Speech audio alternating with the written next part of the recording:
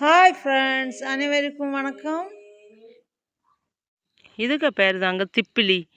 திப்பிலி ரொம்ப மருத்துவ குணம் கொண்டது. குழந்தைகளுக்கு, பெரியவங்களுக்கு இந்த இருமல், சளி இருக்கும்போது அவங்களுக்கு இதை தான் காப்பியில் போட்டு கொடுப்பாங்க. சுக்கு, மிளகு, திப்பிலி இந்த மூணையும் போட்டு கருப்பட்டி காப்பி போட்டு அப்படி குடிக்கும்போது இந்த இருமல் எல்லாம், சளிக்கட்டுகள் எல்லாம் வெளியேறும்.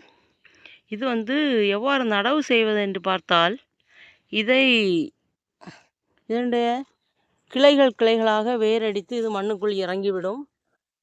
இதை அவ்வாறு பிடுங்கி எடுக்கும்போது வேருடன் வந்து விடுவார்கள். பார்த்தீங்கன்னா இப்படி பிடுங்கி எடுத்து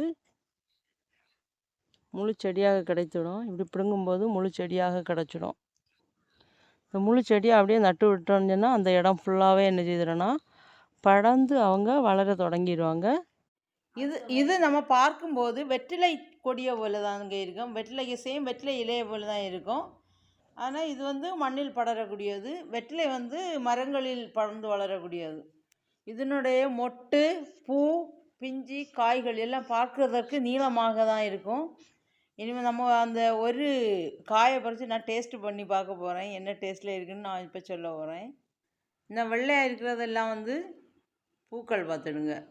அப்புறமா இந்த இது விளைஞ்சி வரும்போது இது பச்சை கலர்லேயே மாறிடும். அப்படியே இதை நான் பறித்து சாப்பிடணும் போல இருக்குது.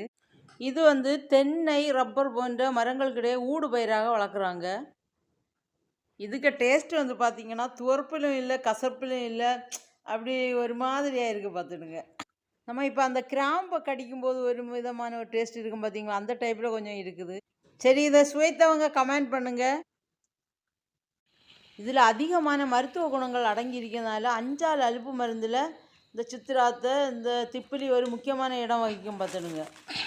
இது நாட்டு மருத்துவத்தில் முக்கிய பங்கு வகிக்கிறதுனால இதை மருந்துகளின் ராஜா அப்படின்னு சொல்லுவாங்க. இது போன்ற நாட்டு மருத்துவ குறிப்புகளை அறிய சேனல் அப்படியே சப்ஸ்கிரைப் பண்ணி வச்சுக்கோங்க. லைக் பண்ணுங்கள். தேங்க்யூ.